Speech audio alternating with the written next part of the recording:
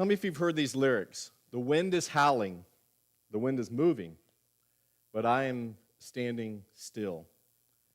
A life of pages waiting to be filled. A heart that's hopeful, a head that's full of dreams. But this becoming is harder than it seems. Feels like I'm looking for a reason. Roaming through the night to find my place in this world. My place in this world. Not a lot to lean on. I need your light to help me find my place in this world. If there are millions down on their knees, among the many, can you still hear me? Hear me asking, where do I belong? Is there a vision that I can call my own? Show me, because I'm looking for a reason. Roaming through the night to find my place in this world. Not a lot to lean on. I need your light to help me find my place in this world. I was actually going to maybe sing it, but I just told you about my voice, so I'm not even going to try it. But have you heard that song before? Driving home from when we took Leanne to the airport to go to Australia, we heard this song on the radio, and I asked Morgan, did you know that where the original is on that? They didn't know. She didn't know that there was an original. She thought that was the original. But these are actually lyrics that were originally written and released in 1991 by Michael W. Smith. In 2024, I think it came along with the movie Sound of, no, I don't remember what it is now. Anyway, the Rebecca St. James, about her, that story, that movie, this song came out again by her brothers for King and Country, who have repopularized the song. And the thing that I think is cool when I hear it now is, and I think about it, is it was released in 1991. And in 2024, it's just as popular in a new way. What really makes it cool is they actually bring in Michael W. Smith as part of that song. And when you know that, you catch it. And it just is really inspiring. It's one of those goosebump moments when you're thinking the same thing that was being prayed, the same plea that was being given, the same lyrics that were being sung in 1991 are being combined with a group in 2024, because deep down, at some point, in some way, we all have this plea in our lives. If someone wants to actually make a difference in their lives, and let me just ask, because this whole series means nothing, do you guys want to make a difference with your life? 1, 2, 3, 4, finally, yeah. Do you want to make a difference with your life? Like, if you don't care, if you're like, no, I don't really care if I have a purpose, I just want to go to the lake. It's summer, and I'm going to chill, and I'm going to do this, and I really don't care, then these won't mean a lot, but I can guarantee you God has a lot more for your life than that. But if we want to, and we want to make a difference, this right here, these lyrics, there's going to be a point or points when we are relating and praying out these lyrics at some point. And I would say we've been doing it since the time we were young, and all through each generation that we exist in, at some point it's going to come back. Well, we're going to be here again. Remember last week I pulled up a chart. This is how many generations are sitting in these pews right now. 7. That's how many are here right now in these pews. From the greatest generation to Generation Alpha are sitting right here. And within each generation, whichever one you were born, you asked this question. You had this desire. There's something within you that said, what's my place in this world? And I would argue that it doesn't end even if you figured it out for a moment in that generation, because with each generation that comes along, we feel like ours got left behind, and then we ask again the question, now, what's my place in this world? I have to tell you, it was brought up in all the stuff last week that I was 2 years off on my whole theory about Generation Alpha. When I said the new generation that's out there is Generation Alpha, and I said, do you know why it's named Generation Alpha? It's not because they think they're a bunch of alphas. it's because they ran out of the alphabet and they're starting back over. And I said, so I believe with our young people, we are starting back over, and I was excited to say I was going to go share that with them when I go to Oregon, and I speak to those high schoolers at camp, until it was pointed out that this doesn't include the high schoolers. They are still Gen Z. This would be your junior high group. I was off by 2 years. So the one thing someone got from my message last week was I was 2 years off on my chart. So I'm just going to go backwards and say, okay, then the high school, you're ending the madness so that we can start over with the next group in Gen Z. The other thing I do want to point out, since we're so particular on the years and the dates, that when you call somebody a boomer, you Gen Zers and Gen Alphas, make sure they're a boomer, because when you call me a boomer, I'm not. I'm an Xer, okay? I'm a Gen X. At least call me by the right thing. If they're a boomer, think it through before you say it, or you just sound dumb when it's all done, okay? Which I will tell you, my kids, my son Caden, I said something not long ago. He goes, there's the Gen X dad coming back out again on his. He at least had that right, but we're not that particular on them. But the point being that these are the generations that are sitting here, and within each generation, and then as each generation passes us by, we find ourselves struggling, probably for the 100th time, whether or not we're on purpose or have a purpose, or that there's still a purpose for us. And that is why, as we looked back last week, the first thing that's good for us to do is go back and be reminded that we were created on purpose. It never gets old to read the words that David penned when he said, you made all the delicate inner parts of my body, and you knit me together in my mother's womb. Man, as we sit here on Mother's Day, doesn't this just almost take on a new meaning? But as we celebrate our mothers, man, if you're sitting next to your mom now, give them an extra squeeze and hug, because this is what was going on in your mother's womb. It wasn't your father's. Your mother's womb. There's something special about that.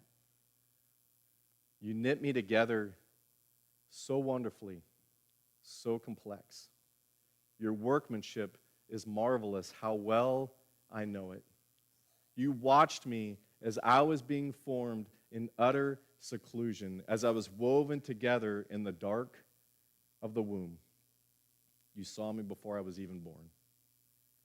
Every day of my life was recorded in your book. Every moment was laid out before a single day had passed. And once it came to be, and we just think of our lives and all that he put into it and what we've done with it, yet still his thoughts about us are so precious. They can't even be numbered. We can't even count them because they're more than the grains of sand. And the beautiful thing is, he wasn't just with us when we were being created in our mother's womb. We are so on purpose that when I wake up, you are still with me. It never gets old to be reminded of that, because that reminds us that we were on purpose. You want to know how on purpose we are? Mark Batterson wrote a book called A Million Little Miracles. The concept of the book being that while we're looking for big miracles, we're missing all the miracles that are taking place around us every day. And he starts out the book with this here, and this gets me, because this is where it just reminds you how on purpose we are. It says, before you were conceived, you existed as an egg in your mother's ovaries. Just listen to the biology in this, okay? I will try and skip some of the words that people are going to get uncomfortable with, or I won't. We'll see. But just listen to the biology, because we miss this. Sometimes biology, sometimes science. That ovum measured 1/10 of 1 millimeter. A microscopic miracle in waiting. The average woman carries more than 1 million eggs in her ovaries, which makes you one in a what? When's the last time you thought about that? Once in a lifetime. He says, of course, that's only half the equation. The average thing that happens during conception from a guy contains as much as 300 million sperm. He writes it this way. In other words, there was once a swim meet, and 300 million swimmers lined up in the starting blocks, and you, my friend, you won that race. Stop and think about that. You have been defying the odds since day one. But it gets even more amazing. Listen, I guess I didn't do well in biology. Well, I know I didn't do well in biology. How'd you do in biology, Sammy? Good? Then I want to know if you knew this. You also spent 5 months in your grandmother's womb. He says, wait, what? He says, yeah, you read that right. All the eggs a woman will ever carry are formed in their ovaries while she is still in her mother's womb, which means the egg that was destined to become you was in your mother's womb when your mother was in her mother's womb. I know people who experienced a miracle, he writes, but with all due respect, you have never not. In fact, you are one. With the help of fluorescence microscopy, embryologists have captured the moment of conception. Within moments of a sperm penetrating an egg, that egg releases billions of zinc atoms that look like tiny sparks. So he says, stop and think about this. The miracle of conception mirrors the miracle of creation. Coincidence? I think not. In the beginning, God said, let there be light, and when you were conceived, it's like God said it all over again, let there be you. There's never been and never will be anyone like you. That's not a testament to you, it's a testament to the God who created you. No one can worship God like you for you. No one can love like you or lead like you. No one has your fingerprint, voice print, eye print, or even sweat print. In fact, one final fun fact, the 373 chemicals that compose sweat combine in a way that makes your sweat unlike anyone else's. And then he said, did you need to know that to live a long, happy life? I'll let you be the judge of that. I would say we do. You know why? Because it reminds us of how much we were created on purpose. Starting from 1 in a million. And all these things that were put together that we don't think about, we were created on purpose. We still have breath on purpose. In fact, the same amazing biology and all this other stuff that came into what we just read here just took place while you took another breath while I just said that. And still has you alive and active and here today. You, me, everyone we run into, everyone we like, everyone we don't like, were created on purpose. And it starts with being reminded of that. And I know that that is hard to accept, but here's the thing. Once we accept it, it doesn't necessarily get any easier because then we find ourselves thinking, okay, I get this, I accept this. However, now I have another problem. What is my purpose? Why am I still here? Why was I born? What am I supposed to do now? What is my place in this world? Or if we're just graduating, now what? And honestly, people have been driving themselves crazy over this question, over trying to figure this out if they really care to live with a purpose for a large part of their life. And I've been there, and I get it, and I understand it, and there's times where I still am, where I just struggle with, like, what is the point? You get up in a day, if you ever just get up and you actually have a reflective moment, and we're not just in robotic autopilot mode and taking advantage of a day, there's times where we just stop and go, what am I doing? What am I supposed to do today? What is my purpose? Once we realize we were created that way, the next thing that becomes a struggle is figuring out why. And people drive themselves crazy over this question. We drive ourselves nuts trying to figure this out. And again, there's moments where I do, but at the same time, the longer that I walk with Jesus and get to walk with others through their journey with Him and hear their stories and hear the questions and have the conversations, the more I'm learning that it's okay to approach the question with a little less stress, with a little less anxiety, with a lot less pressure. It's not a question to stress over. That is not what God ever intended when he created us on purpose. That is not living life to the full to now stress to figure out what am I supposed to do with my life. That's not what he had. Instead, it's something that he wants us to approach with a deep breath and the freedom to simply relax and enjoy the journey in the purpose. If we're stressing out about it, we're missing something. And we do. We miss a lot in this, partly because we've created so many misconceptions about how to figure out our purpose and who God has a purpose for and how God reveals his purpose and what God does to let us see his purpose. We have misconceptions about God's purpose that ends up setting us on a path to miss it or not believe in it or just be frustrated that we don't feel like we've figured it out for ourselves. When we don't relax and we go, and there's all these things that are fighting against it. All these misconceptions we've developed. Some of the more popular ones are the misconceptions like the ones that say that God's purpose is only for and revealed to the called superhumans.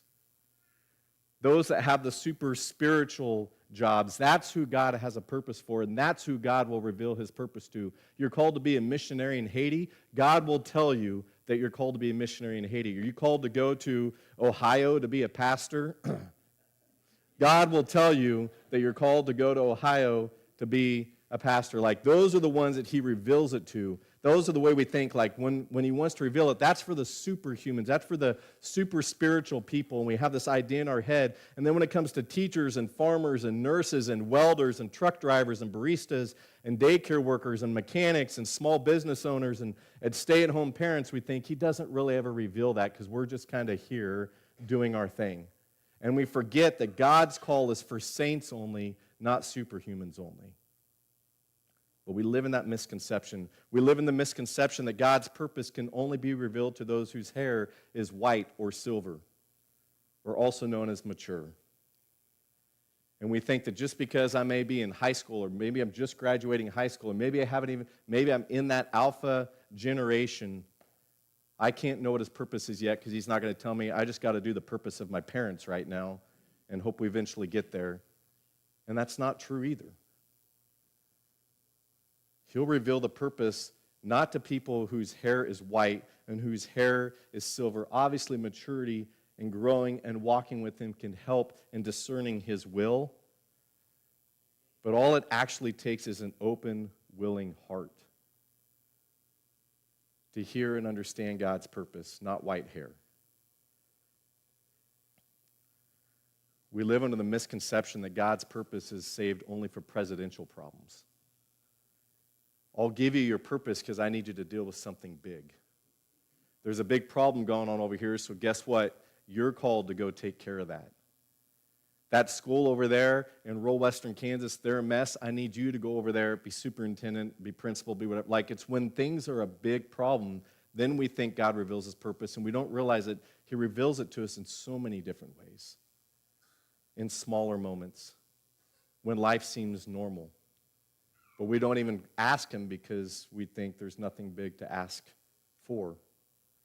And then we really start to struggle because one of the biggest misconceptions, we think it just comes from a lightning flash moment. That God's going to reveal his purpose the same way he revealed it to Saul of Tarsus. Where we're going to be riding along on our donkey and then we're going to get knocked onto our own donkey. And he's going to tell us what his new calling is for our life. Which obviously he can do that. And if he does it through a lightning flash moment, we're going to see it. But that is not the only time and the only way that God reveals his purpose. So these misconceptions we live in, we follow, we've been teaching in the church, and it's made people super frustrated. To say, I want to live out my purpose for which I was created on purpose. But probably the biggest one, and so one I want to end with this, we go into the way that I really think he shows us his purpose, is the syllabus style purpose. The way that we've set up the church, the way that we've set up our discipleship groups, the way we've set up how you hear God and all that kind of stuff, we think that God's purpose is written in a secret syllabus that I have to discover and that I have to read and that I have to follow. It's kind of like the teacher at the beginning of class that says, here's the plan for the next semester. This is what I want you to follow. The problem is God hasn't revealed to us the syllabus, but we think that's how he reveals it. He's got this secret syllabus written on our lives that he's going to say, this is it, and now somehow you just need to scour everything. You need to find that syllabus, you need to read it, and you need to follow it. When truthfully, when God started writing anything, they weren't using syllabuses, they were using scrolls that you just unveil a little bit at a time. But we have this mentality. Go to this class, take this test, learn this here, and you're going to start to follow this pattern. You're going to go through the syllabus. You're going to learn your purpose. And when it doesn't happen, again, we go crazy. We get so frustrated. These are some of the main type of misconceptions that we have. And I bring them up because I want to say it's nothing like that. All those ways he can reveal his purpose. But if we believe that God has a purpose for our lives, and that isn't always the way that it happens, then how can we actually, you and I, on a regular basis, seek out and know this purpose? And I'll tell you, I think it's a lot more natural. And it's a lot more simple. And it's a lot more stressless than what we have made it out to be. And it's right there in the title of this message. The way that God most often wants to reveal his purpose for you and I in each of our lives is when we learn to relate to the purpose. We relate our way to the purpose. Maybe you're thinking, what do you mean? What in the world are you talking about? That sounds kind of like some weird pastor thing to say. Well, let me explain. How many believe that God is a relational God? I mean, for real. Because I'm not sure we always do. But it starts with the premise that God always has been, and always will be a relational God. But truthfully, we tend to struggle to see him this way. We see him as a covenantal, transactional, old school God who works in ways like our industrial, scientific, problem-solving minds do. We see him as the big boss who has the blueprint and the plan and the vision all set out, and he expects us to figure out how to read it and how to navigate through that. Or we just see him as the big guy in the sky that wants us to be able to read the clouds, to be able to figure out what we're supposed to do. And make no mistake, God has a big universal plan. He's had something in mind from the very beginning, but a big part of that plan was for him to live in relationship with the images of him that he created on purpose. God's number one desire with us is to be in relationship. And it starts with the premise, finding our purpose starts with the premise of understanding our number one purpose is to live in relationship with him. He wants to be our Father. He wants to be our good, good Father. I know that's not what you're supposed to say on Mother's Day, but he wants to be our good, good Father who, when looking at history through his story, shares the development of his plan and our purposes in it while we are still in relationship with him. That's why we see written through his word, words penned like this that say, trust in the Lord with all your heart, lean not on your own understanding, in all your ways submit to him. And then what will he do? He'll reveal. That's relationship.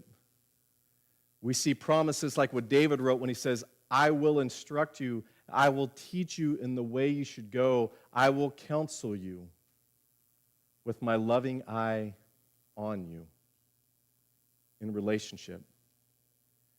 Jesus describes him as one that we can go to and we can ask, and it will be given, that we can seek and it will find, that we can knock and the door will be open. Everyone who asks receives, everyone who seeks finds, the one who knocks, the door will be open. But why is this? Why did he say that this is the route? Because we're a son.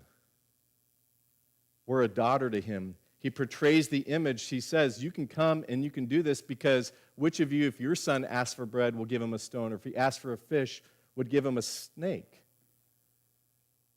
He's starting to paint the picture of a God who is relational as our fathers, because he says, so then if you, though you're evil, know how to give gifts to your children, how much more will your Father in heaven give good gifts to those who ask him. These words are penned and written because it's all about relationship. And with that as the premise, with that in mind, finding our purpose is as much or more art as it is science. And it's as much or more relationship than it is a strategy. And if we want to figure out and truly understand why we were made on purpose and what purpose we were made for, put simply, we discover it when we walk in relationship with the purpose giver. Learning his heart, leaning into his desires, consistently communicating with him, watching his movement, and then eventually stepping boldly or scared into each moment, each decision, and each opportunity as best that we feel we can with him. You want to know how to understand your purpose? I'm a relational God whose premise is to walk with us and reveal it. This is how we do it. It's not just going to church again and hoping that the right thing is said and now I get it. Again, so many ways you can do it. But the most natural, everyday way that we discover our purpose, the most stressless way is we just do this. We just walk in a relationship with him, the purpose giver. We lean into his heart as we begin to understand more where his heart is and what he's about. We lean into his desires. We consistently communicate with him. We watch what he's doing, and we just step into what he's doing in each moment, in each decision, in each opportunity, the best that we can with him. And as we do that, we're going to just start seeing, man, I'm living out something that I didn't realize I'd be living. We're going to experience a joy. We're going to experience a victory. We're going to experience things that we didn't think we'd experience because we're living in our purpose. I know you look at that and you go, okay, but how? Okay, that sounds great. That sounds wonderful. That sounds almost romantic. But how do you actually do that in everyday life? You can't see God. No, but you can live with them as though you can. Just like the person sitting next to you, the person you may be in a relationship with, an important relationship that you're in. Any relationship that we're in, it starts with getting to know more of who a person is.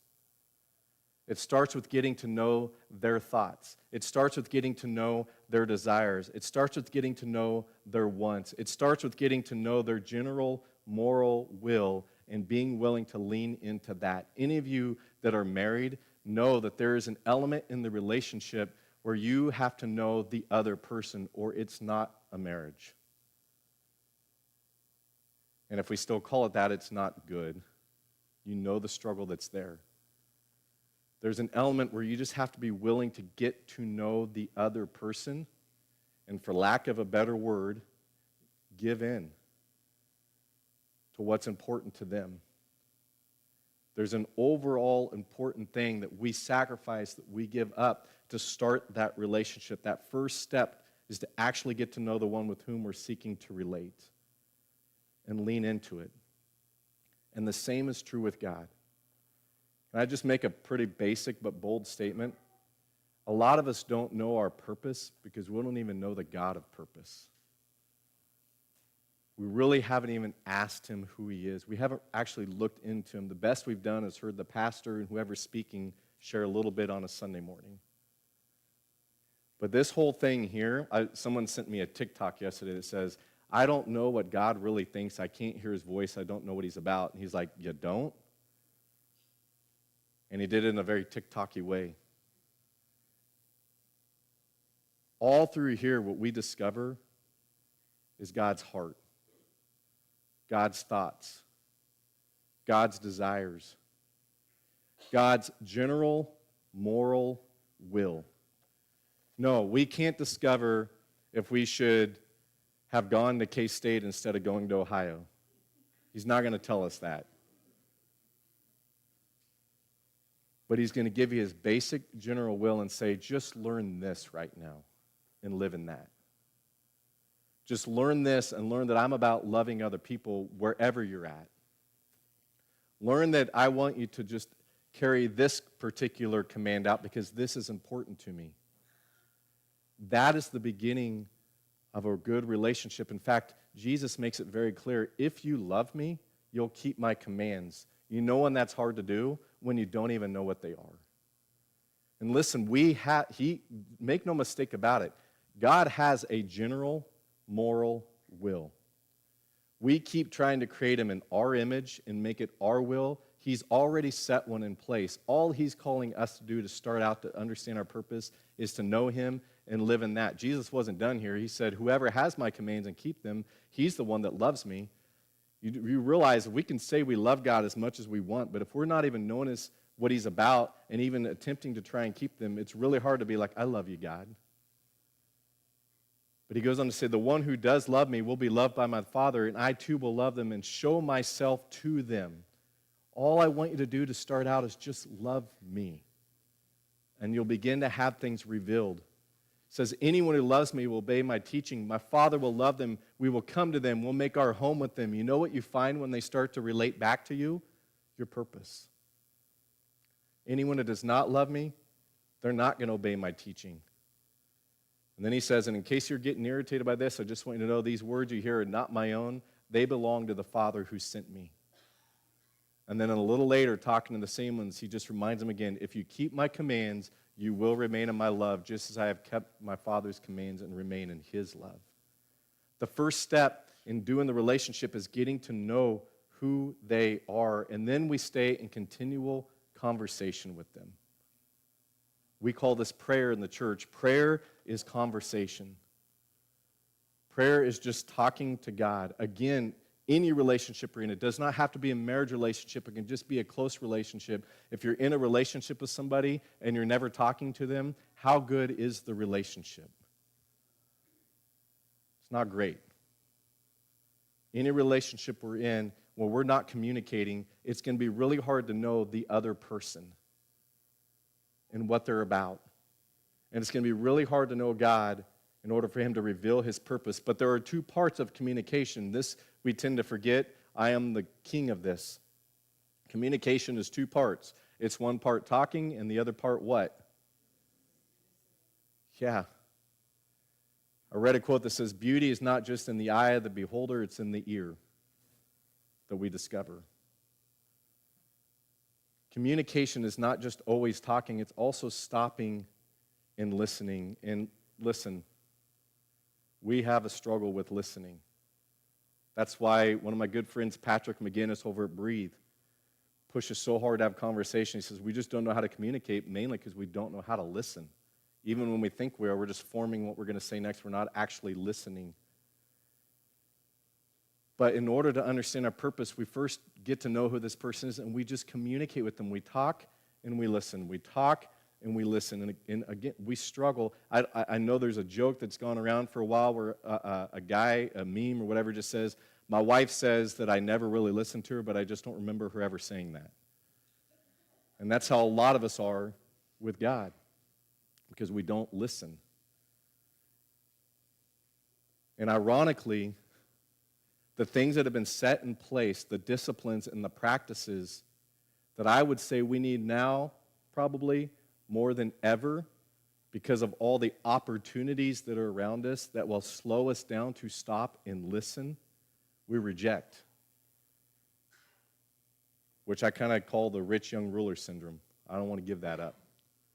But then we go, why don't I know what you want me to do, God? Because you aren't listening. Free time, phone. Free time, TV. Free time, I'm just going to talk. Free time, music. Free time, we never, listen, I honestly do, about to take a 2-month break from teaching. You know what I'm hoping to do? Is go through practicing the way along with Robbie Hernandez from the Generations Church, where it takes you back through the ancient spiritual disciplines of Sabbath rest, of simplifying, of fasting, of listening, and actually take those on, because we do live in a world of more connectivity and more noise than we ever had before. And we can't listen. But any good relationship isn't just getting to know them, it's communicating where we both talk and we listen. I love that passage from Elijah because we're looking for the wind. We're looking for the earthquake. We're looking for the fire. God speaks to him in the whisper. Why do you think that is? What did God need from him in order to be able to whisper to him? Lean in. Calm down. Quit looking for the big. And I think oftentimes God whispers to us and we're going like, God, you're never talking. He's like, oh, I'm talking. You just won't shut up. You won't slow down. You won't pay attention. I just need you to lean in and listen. And then as we do, you know what happens? We start to see what he's already up to. We start to see what he is already doing, the movement that's already there, and what he's saying, now you come. Join me in this. This is what I purposed for you right now. This season of your life, this is what's going on. Here's your purpose today. This is what you've experienced. This is where you're at. This is what's happened. This is what's taken place. Come, take the step of faith, either boldly or scared, with me. I've just revealed your purpose. It's all within the context of a relationship with him, just like it would be with anybody else.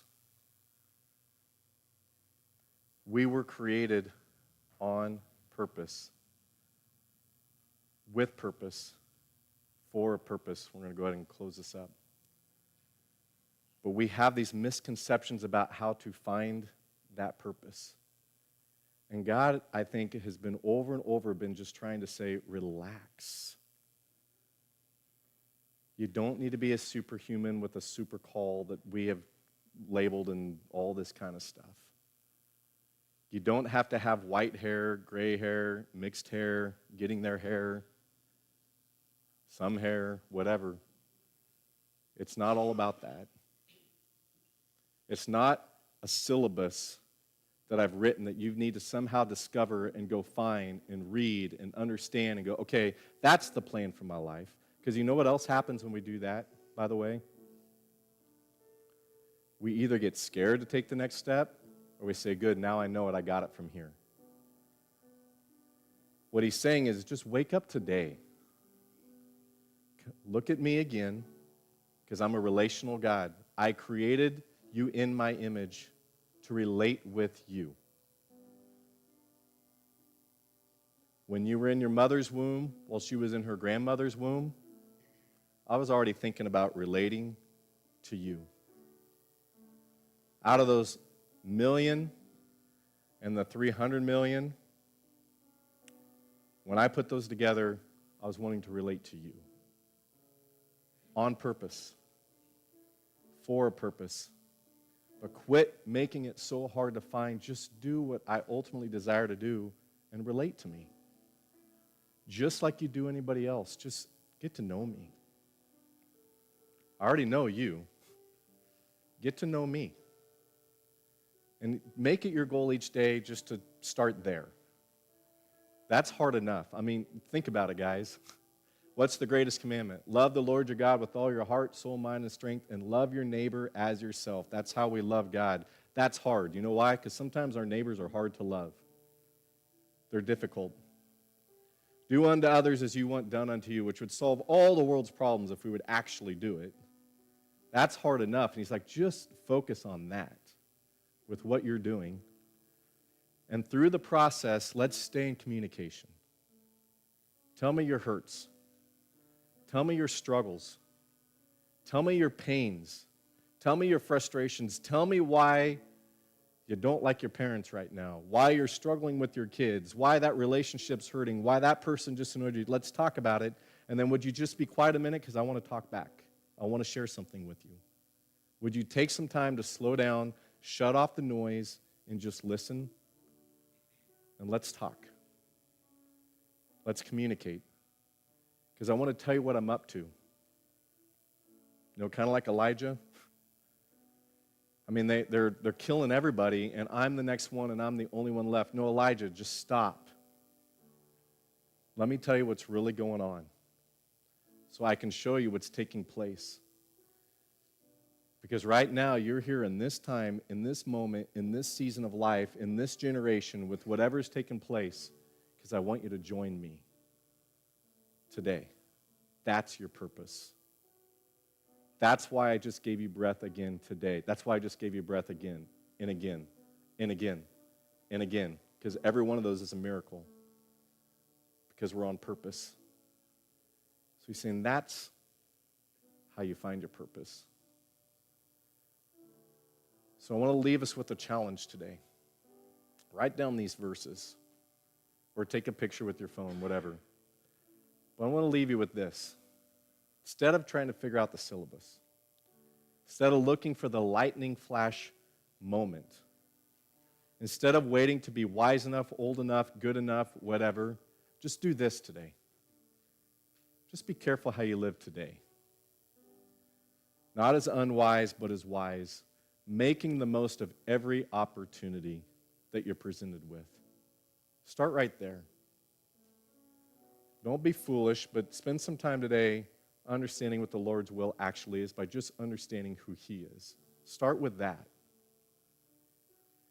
And then from there, in another letter he writes, in view of the mercy that He gives you, in view of the conception that He developed with you, in view of the miracle you are and the mercy that He extended to give you that opportunity, offer yourself as a living sacrifice, holy and pleasing to God, and do it by not conforming to the pattern of this world, but being transformed by the renewing of your mind.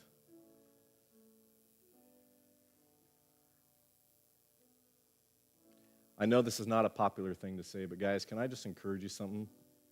Shut off the news for a while and open the Bible. For real.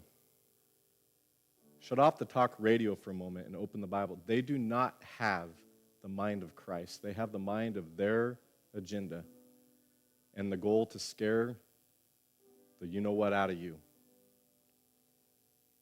And our minds are being conformed to the patterns of this world. Not this.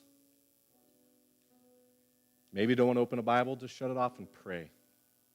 Say, God, I am really struggling with what's going on in these decisions being made right now. Help me in this, to be your hands and feet and represent you. Help me to walk into that store, to that coffee shop, to my job, the way that Jesus would walk in there if He were me today.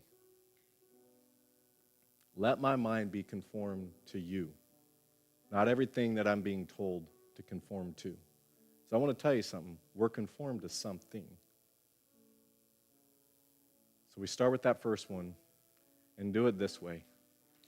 This is the last one, and we're going to spend time on this in a couple weeks, but do it just coming to Him.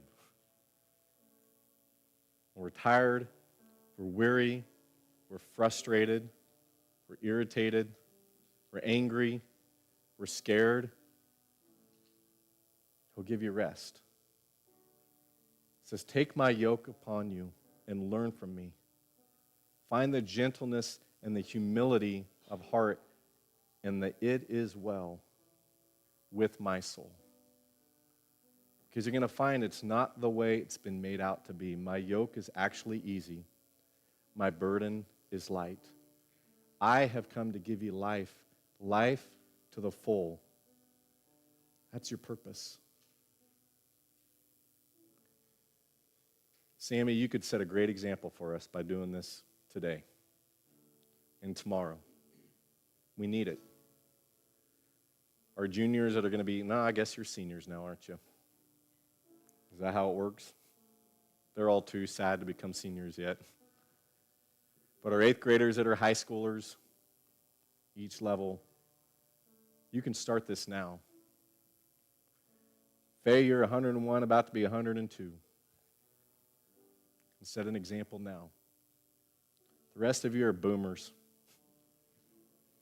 or Xers, or Zers, or whatever else that was.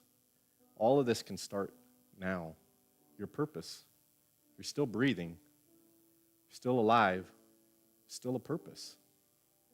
And that on purpose for which you're created is still being lived out. The story is still being written on our lives. We discover it day by day, step by step, as we relate to our purpose. So God, I pray that as we get ready to go into probably a busy day for many, and it's going to be easy to automatically just forget and get into all the activity in the program and just all the stuff that still needs to be done, or maybe we're not. Maybe we're just going to go back to the comfort of the routine. It's so easy because of all the noise and all the opportunities around for us to remember that as we do that, we have a purpose giver just wanting to relate with us each and every day. That isn't wanting us to stress out, trying to figure out how we live this life we've been gifted. Doesn't want us to be frustrated trying to figure out why we were one in a million, but just wants to walk with us, to love on us, to care for us, to speak to us, to reveal to us the purpose for which He created us. But help us to have that be at both the back of our mind and also the deepest parts of who we are. So when the struggle comes and the struggle's real, we can pull it up and put it at the front of everything we do. You got to help us to actually spend our time seeking You, understanding You, talking to You, listening to You, watching You, seeing what You're doing, and then taking that step either just with confidence and faith or with faith and fear into each moment, each decision, each opportunity that You present with You. And God, I pray that in a week ahead, or a month ahead, or a year ahead, we'll be able to look back on that journey of relationship with You and go, man, something's different. I feel like I'm living out my purpose. And that reason You created me on purpose. Thank You for that gift. Thank You for that opportunity. Now help us to go live our place in this world. In Jesus' name, amen. Have a great day. Probably see some of you around. Congrats again, Sammy. Happy Mother's Day, mothers.